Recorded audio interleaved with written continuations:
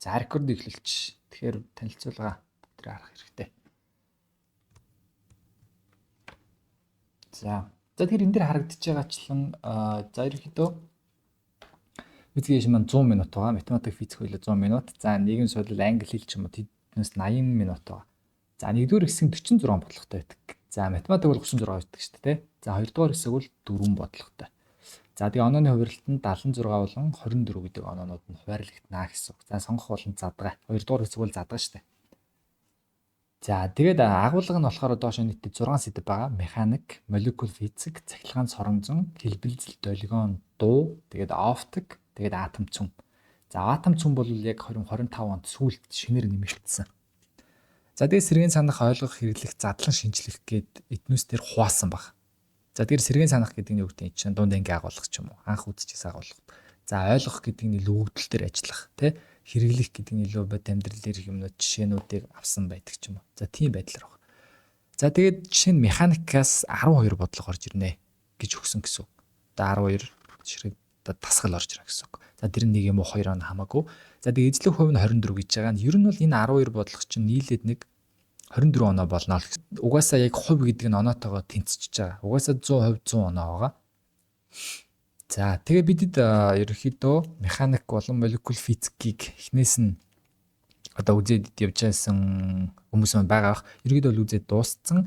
Тэр хүсэх юм бол эднүсийн маань орсон одоо ийм рекорд бичлэгүүд байгаа тэр групп руу орж болно шүү. За та хэд хичээлийн дахиад дараа ч юм уу над руу сануулад багшаа ийшээ орё энийг нөхөж үзье гэд бичиж болно гэсэн үг. За одоо бол бидэд 3 дугаар сэдэв буюу одоо цахилгаан соронзон гэдэг сэдвийг үзэж байгаа. За тэгэхээр энэ дээр харах юм бол за тэгээд цахилгаан соронзон бол бас нэлээд хүнд бодлогод орж ирдэг. Тэгээд 22 оноог нь эзэлж байгаа гэсэн үг. Тэгээд дэлбэлзэл дуулныг 18, тэгээ нөгөөдөл нь 88 гэсэн үг. Бас их хувийг агуулж байгаа. За тэгээ 11 бодлого орж ирнэ. За тэгээд ийм байдлаар орж ирдэг гэсэн үг. Тэгэхээр бидэд 100 онооны 22 нь орж ирэх энэ сэдвийг ерөнхийдөө эхнээс нь яг эхнээс нь одоо үзээд явах гэж байгаа гэсэн үг шүү заяа. За тэгэхээр бүр анхнаас нь ойлгоогүй гэж бодсон ч гэсэн хамаагүй одоо яг энэ blueprint дээр орж ирсэн ямар ч 22% бүр эхнээс нь үзье л гэж байгаа. За ерөнхий сэдв болтол энэ даа. Өөрийнхөө орох арга барилд та хэд илүү ойлгомжтой байх гэдэг үүднээс нь яг өөрөө хийсэн байгаа. Тэгээд энэс нь тайлбарлая сая. Тэгэхээр цахилгаан соронзон гингүүт эхлээд юу байдаг вэ гэхээр хамгийн эхлээд ерөөсөө бие цахилгаанч талаар үзэх хэрэгтэй. Одоо бие цахилгаанч гэдэг нь одоо яд нь штэ.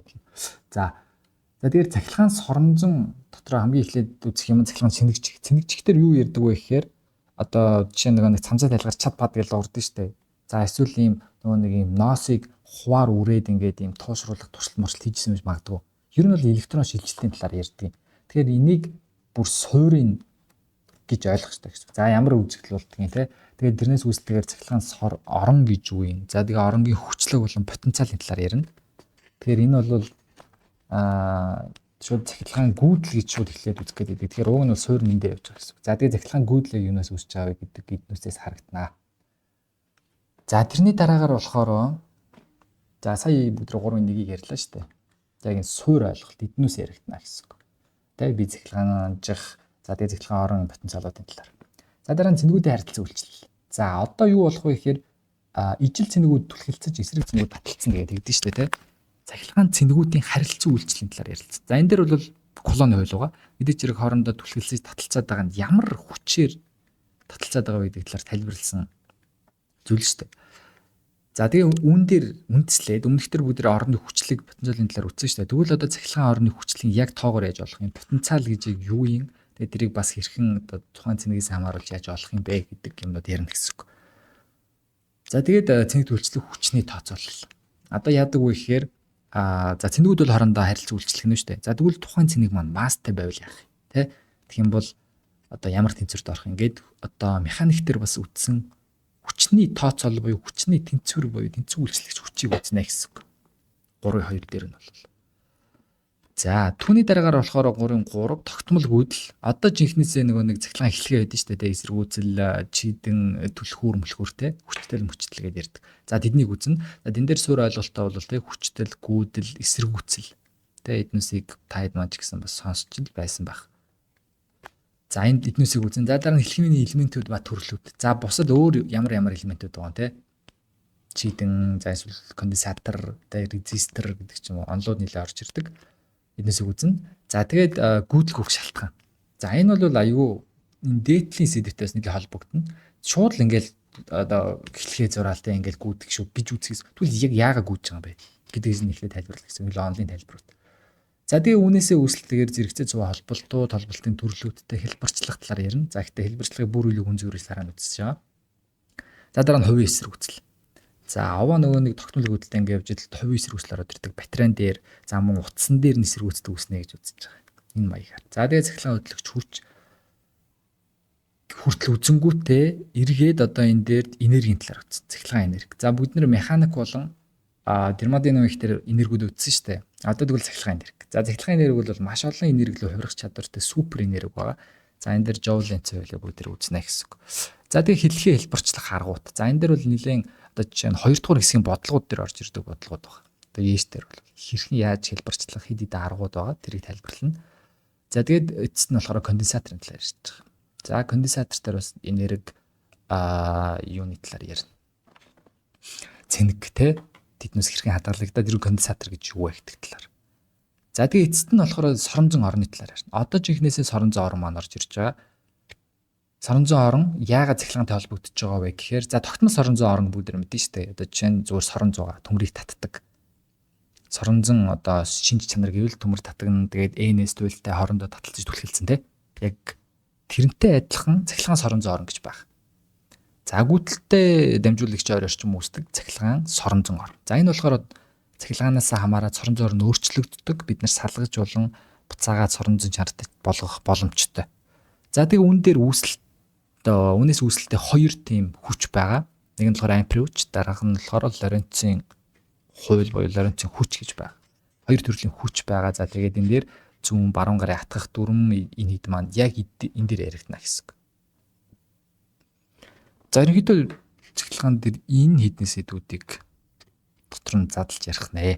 За тэгээд эднүсийг ярихад бол ойролцоогоор сарын хугацаа ерөөдөө зарцуулна гэж үзэж байгаа. За мэдээч хэрэг цаашаа үргэлжлэлээ дуусахгүй байх юм бол бүгдээрээ сараас цаашаа үргэлжлүүлснэ гэсэн үг. За тэгээ ерөнхийдөө цагаан сар болтол орно. Тэгээ цагаан сараар голд нь нэг амраад эргээд бүгдээрээ татлах хичээл маягаар ахиц сэргээгээд үргэлжлүүлээд орё гэсэн ерөнхийдөө санал байна. Бид өмнө 2 сэдв үтсэн гэсэн тийм үү. Тэднээс хэд хэдэн туршлагуудыг ерөнхийдөө хоримтлуулж байгаа.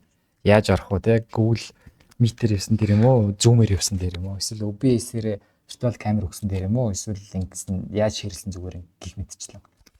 За тэгэхээр энэ дээр одоогийн байдлаар яг ямар хуу төвшөнд явж байгаа вэ гэхээр нэгдүгээрт тогтмол ойлголтуудын тайлбарыг өгье гэдэг дээр байгаа. Энэ болохоор хичээлээс тусдаа гэсэн үг шүү заяа. Яг зөвхөн тухайн ойлголтын маш богино хугацаанд тайлбарлана. Одоо жишээ нь цахилгаан соронзон дотроо би цахилгаанч үзэгдэлгээл нэг 5 минутын бичлэг гэдэг чинь. За ахаал нэг нь 5 минут, 10 минут. Огт өөр яриаггүйгээр зөвхөн тайлбарт гэсэн.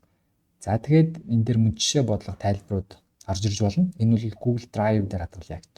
За бид өмнө Facebook group дээр оруулж үзсэн. Тэр жоохон хүмүүс маань нөгөө нэг YouTube-ээс ороод үзэхээр ядаргаатай санагдсан гэж магадгүй. Тийм учраас Google Drive дээр хадгалдаг болсон. Тэр нэг амар одоо үзэх engagement өндөр байсан. За тэгэнгүүтээ дараагийн зүйл нь юу вэ гэхээр бид нөхөж үздэг асуудал байгаа. Тэн дээр бодлого дасгалууд буюу тэр даалгаврыг яг одоо энэ ойлголттой холбоотой даалгавруудыг дахиад нэмэгдэхэд оруулъя гэдэг автыг зүйл орсон баг. Тэгэхгүй болохоор даалгавруудаа ерөнхийдөө өгөөд явчихж байгаа шүү дээ мессенжер дээр. Тэгэнгүүт юу болж байгаа вэ гэхээр дараа нь яг юу их вэ гэдэг нөхөж хийхдээ яг холбоотой дасгалуудыг ерөнхийдөө олохгүй байна гэсэн үг. За энийг оруулж өгч байгаа. За тэгээ мэдээж хэрэг лайв хичээл маань орно. Лайв хичээл бол Google Meet-ээр орж байгаа. За тэгээ мэдээж хэрэг асуулт хариулттай. Лайв хичээлийн гол зорилго бол та эдийн гацж байгаа зүйлүүдээр хариулт өгөх. Мэдээж чиний ойлголтууд авах гэсэн үг. За эднүсийн хичээлийн рекордууд маань бүгд Google Drive дээр маань орно. Яг хичээл 1 2 3 4 өөрөө явуулчихна гэсэн үг. За тэгээд 3 дугаарт болохоор Яши өмнө жилүүд орж ирж исэн бодлогын боталтууд. За эднүсийг багш нар ерөөдөө түүгээд оруулчихна гэсэн үг. Одоо яг цахилгаан соронзонтой холбоотой юу гэдэг 2025 дээр юм орж ирсэн, 2024 дээр эднүс орж ирсэн гэх мэтчлэн ялгаад оруулчихна. За тэгээд дээшийн B хувилбарууд нь бас байчихна. За энэ нь бол тайлбаруудыг би хичээлээр тайлбарлах гэсэн үг.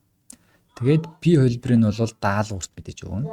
За эднээс бас нэг дөр орчин. Тэгэхээр бүгд А, Б-г нь хараад А-г нь хийчихэд Б-г нь өөртөө бодно гэдэг ч юм. За эцэст нь болохоор юу байгаа?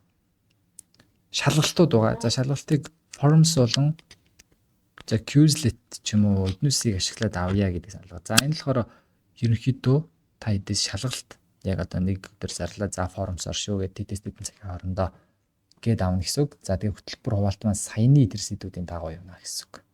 За 3-1 дотроо 3-2 дотроо. За тэгээд эцэст нь юу гэдэг нэгдсэн байдлаар ч.